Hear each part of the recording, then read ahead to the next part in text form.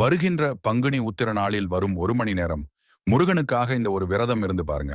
முருகனுடைய சக்தியை முழுமையாக உங்களால உணர முடியும். அது மட்டும் இல்ல, இந்த பிரபஞ்சத்தின் சக்தியையும் உங்களால் உணர முடியும்.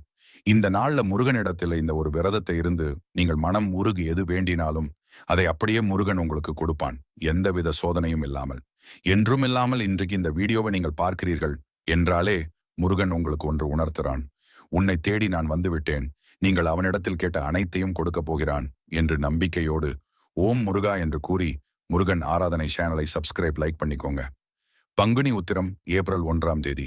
இந்த நாள்ல 1 மணி நேரம் முதல் உங்களால் முடிந்தவரை மௌன விரதம் இருங்கள். உத்திரம் அன்று நாள் முழுவதும் கூட இருக்கலாம்.